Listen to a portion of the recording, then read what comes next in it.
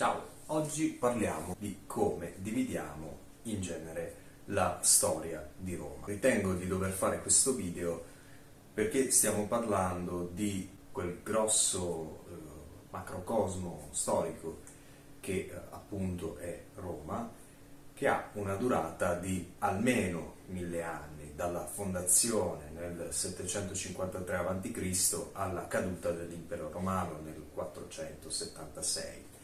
Se poi ci piace quella linea di pensiero più continuista che vede anche nel Medioevo la continuazione di Roma sotto altre spoglie, e quindi come impero bizantino, o meglio come impero romano d'Oriente, beh, allora dobbiamo aspettare il 1453, quindi sono altri 1000 anni da sommare a questa lunghissima articolazione storica.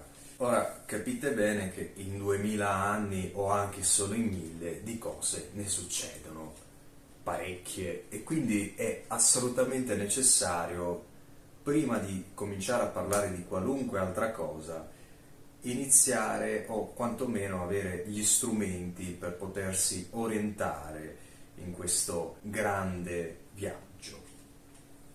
E gli strumenti sono quelli ovviamente dell'orientamento a livello temporale, quindi della linea del tempo.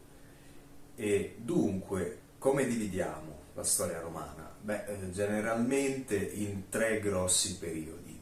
Abbiamo un primo periodo, che è la cosiddetta età monarchica, che va dal 753 a.C., ossia dalla data che Tito Livio e altri riportano come data della fondazione di Roma, al 509 a.C., quando con la cacciata dei Tarquini, dei re etruschi da Roma, viene instaurata la Repubblica. Poi abbiamo un secondo periodo, ossia l'età repubblicana, un periodo in cui il Senato detiene gran parte dei poteri, in cui vi sono delle figure verticistiche che sono i consoli, che hanno anch'essi grossi poteri, che sono figure abbiamo una figura duplice nel caso del console, quindi due, i consoli sono sempre due e la carica dura un anno, quindi esattamente in contrapposizione al sistema monarchico precedente. E poi vi è una terza fase, che è quella probabilmente più nota, o meglio quella più, direi, inflazionata, che è quella dell'impero romano. Ora, durante la fase repubblicana Roma passa da essere una città-stato, potremmo dire, ad una enorme potenza nel Mediterraneo.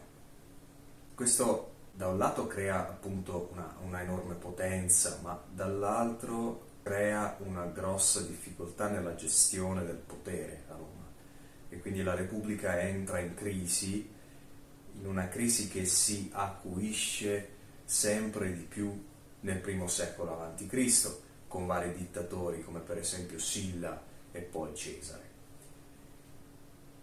L'epilogo è ovviamente la fine della parentesi, della grande parentesi repubblicana, e quindi la macchina politica romana si evolve, cambia pelle e si passa all'impero, o meglio al principato, perché l'impero romano in realtà è diviso, potremmo dividerlo in due parti. La prima è quella del principato, la seconda invece è quella del dominato.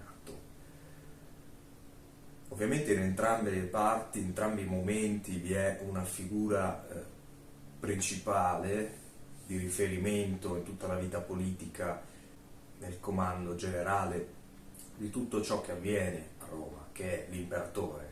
Ma l'imperatore all'inizio è princeps, con Ottaviano Augusto, il primo degli imperatori, si dà risalto alla figura del princeps. Il princeps è il principe, che è il primo tra i senatori. Quindi in realtà, nonostante un continuo e forte accentrarsi delle maggiori cariche politiche e non solo nelle mani della persona, nonostante questo si mantiene una parvenza di Stato repubblicano, anche se poi in realtà non è affatto così. Tuttavia però, ecco, in queste fasi l'imperatore è il primo tra i senatori, al pari tra gli altri, ma il primo. Invece col dominato l'imperatore è il dominus, è al di sopra di tutti gli altri. Ora, nella prima fase dell'impero, che va dal 31 a.C., in cui Ottaviano Augusto sconfigge Marco Antonio, al 284-85 d.C. circa, anno in cui il sistema politico viene messo a dura prova e subisce una totale ridefinizione della sua struttura, anche amministrativa, con la figura di Diocleziano. Diocleziano, con la tetrarchia, divide in 4 l'impero e ridefinisce in maniera definitiva la macchina amministrativa, statale e politica dell'impero romano. Ma quello che avviene è un accentramento sempre più estremo, che ovviamente è un processo che comincia forse già da Augusto in poi, di quello che poi sarà il vero e proprio potere imperiale, ed è un accentramento che diventa sempre più estremo e culminerà dopo la caduta ormai dell'impero romano di Occidente nel 476, con quelle figure imperiali che sono più tipiche dell'impero d'Oriente e dell'impero cosiddetto bizantino in particolare, con veramente dei casi veramente eccezionali in cui l'imperatore è totalmente distaccato dal resto della vita politica, ma non solo, anche della vita comune delle persone dell'impero, diventa un dio su terra.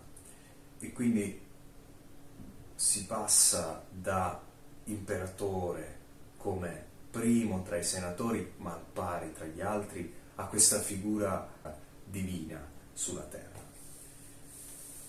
Beh, capite bene che è piuttosto complesso destreggiarsi tra queste varie fasi della storia romana, perché sì, ovviamente parliamo sempre di Roma, della civiltà romana, della storia romana, ma le accezioni sono totalmente diverse. La Roma monarchica non è la Roma repubblicana, e la stessa Roma repubblicana subisce tutta una serie di mutazioni che la rendono quasi irriconoscibile rispetto a 100 o 200 anni prima, e poi ancora durante la fase imperiale. È importante interiorizzare questa successione cronologica degli eventi, questa scansione temporale degli eventi. Ora, se siete appassionati di storia, se amate la storia e volete approfondire degli argomenti in particolare, ma magari non avete il tempo necessario, oppure semplicemente temete di potervi perdere tra la enorme quantità di materiale bibliografico pubblicato disponibile, oppure temete di non avere i giusti strumenti per capire se ciò che state leggendo a livello storico abbia effettivamente una validità scientifica o se siano delle castronerie. E quindi magari in fondo temete anche di rischiare che questa vostra passione diventi un boomerang e che quindi la perdiate. Beh, non abbiate timore, potete scrivermi alla mail qui sotto, io sono disponibile e sarò ben felice di darvi dei consigli specifici sulle vostre esigenze e sui vostri interessi. Grazie, ciao.